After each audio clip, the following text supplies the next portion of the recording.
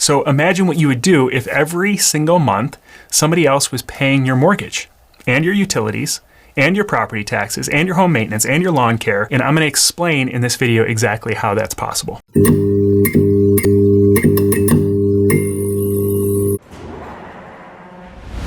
I found that there's a lot of ways to make money, but most focus on the one-time payoff. Like either you work and you get paid for your time, or you invest in something and hopefully it pays you long-term. There's a big payoff down the road. The reason why I think this is the most impactful thing that almost anyone can do for their personal finances is because not only does it create a large amount of income, but it does it forever. It does it into perpetuity over and over again. And that is super powerful. It's enough to offset most people's entire housing cost. Here's a picture of our previous short-term rental house hack that we moved into back in 2017. And at the time we were living in Chicago and we decided we wanted to move over to Beverly Shores, Indiana, right near Lake Michigan, which is still about an hour outside of Chicago. So I could still commute to my corporate job downtown at the time, but it was much lower taxes, lower cost of living, and just more of the lifestyle that we wanted. So we found this house that was all original 1970s from when it was built. So it had the green shag carpets and the wood paneling throughout. And like most houses in the Midwest, it had a basement. And the basement was unfinished and it had just been used for storage by the previous owner. So we were rehabbing the house and I said to my wife, you know, I keep hearing about this Airbnb thing where people are renting out a portion of their house or a whole house and making a whole bunch of money with it. And so what if we just turn this unfinished basement into a separate apartment? You know, it already has a separate entrance and we can section it off from the rest of the house. So it's almost like a totally separate unit in the basement. And, you know, it was going to cost about $30,000 to do that. And we figured, you know, it's probably going to add value to the house. And on a worst case scenario, we can always rent it long term. So we really had no clue what we were doing at this point. But just in the first summer, you know, we bought it in 2017, toward the end of 2017, and we finished that basement unit just before Memorial Day 2018. And we put it on Airbnb and it started booking up like crazy. Just one booking after another, all summer long. And so we were booked solid all summer long. In just that first summer, over those 3 months, we made over $20,000 on this sort of afterthought basement apartment. And the unexpected income all of a sudden offset a huge chunk of our personal expenses, of our living expenses. And this space, like I said, was totally separate from the rest of our house. It had a separate entrance, a walkout entrance. We almost didn't even know when the guests were coming and going most of the time. So it had really very little impact on the rest of our life, but it generated this income. And that income wasn't just a one-time payment.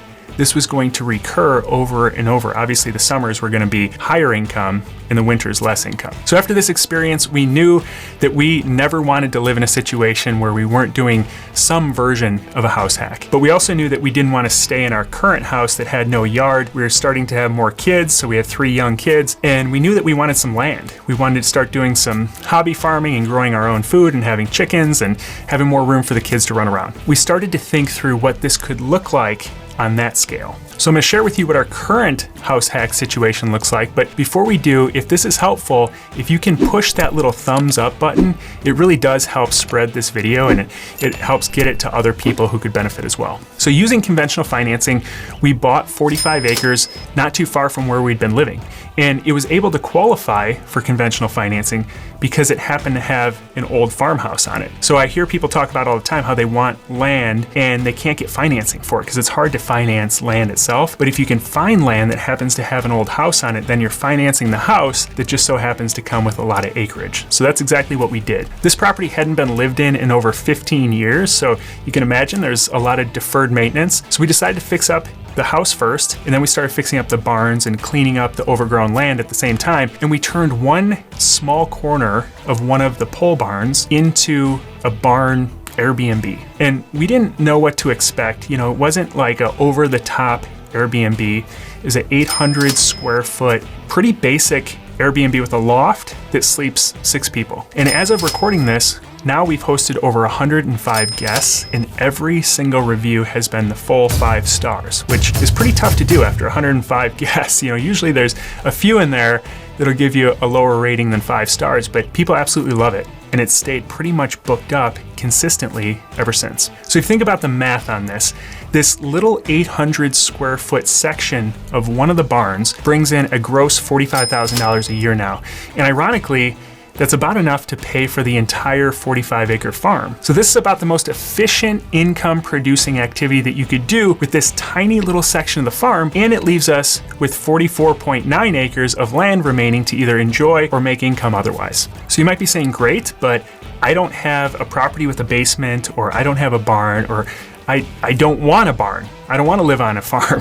And the cool part about this is that you don't have to have a basement or barn to do this. You can get super creative, and that is the fun part of this business. I just interviewed a guy named Will Sutherland on episode 180 of the Living Off Rentals podcast, and he's somebody who got laid off during COVID, like a lot of people, and he decided to build a tree house in his backyard that could be a separate apartment. He'd always wanted to do this and had the time now, so he built it, and it started performing so well that he decided to buy a school bus, an old school bus, and convert that into a separate apartment. So he's got these two separate structures in his backyard, and not only do they produce enough income to where it pays for his housing expenses, but it produces over and above that enough to pay for all of his expenses. So he never had to go back to work now full time. He just manages these two units in his backyard, and that brings in enough for he and his wife to live off of. Typically, the more creative you are, the more the returns are outsized, because people love staying in creative and unique spaces. So it can be an ADU in the backyard, it can be a carriage house, it could be a tree house, a converted garage, a pool house, anything that you can think of. Airbnb started because it was an air mattress on some guy's apartment floor. So it doesn't have to be a individual house, it can be any sort of structure. And often what I've found is that the income from these structures is high enough that it covers the majority of your housing expenses. My advice is to think first about the lifestyle that you want to live, that suits your personal goals, and the type of property that's going to complement that lifestyle the best. And if you're willing to think a little bit outside the box, I bet there's a way to make a house hack work with whatever version of lifestyle you want to live. If you want to live in a city, you could probably buy a house with a carriage house in the back. If you want to live on a lake with a pool, you can probably find a property that has a pool house that you can convert and turn into a separate unit. I'd love to hear in the comments other ideas that people have, or maybe you've done personally, or you've seen others do as a creative house hack situation.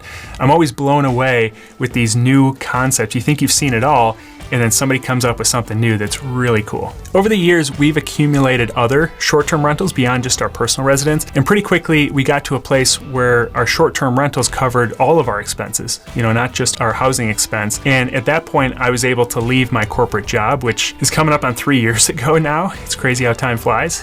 And at that point, I decided to start working with others to help them do the same thing. And it's been super fulfilling to watch others literally change their life through this strategy. And that's over time evolved into a very detailed step-by-step process that walks people through the steps of identifying the right market for this strategy, the right type of property, the right type of financing, how to actually get a property under contract, how to create the experience for your ideal guest, and how to automate a lot of the management tasks so that you can create as much income as possible with as little time as humanly possible. If this sounds like something you want to do as well, you can go to livingoffrentals.com/call. Again, that's livingoffrentals.com/call, and that'll take you to a quick questionnaire, and then you'll get a link to my calendar, and you can book some time over Zoom that we can chat through your goals and see if it might make sense to work together. Thanks for joining me. God bless, and I'll see you in the next video.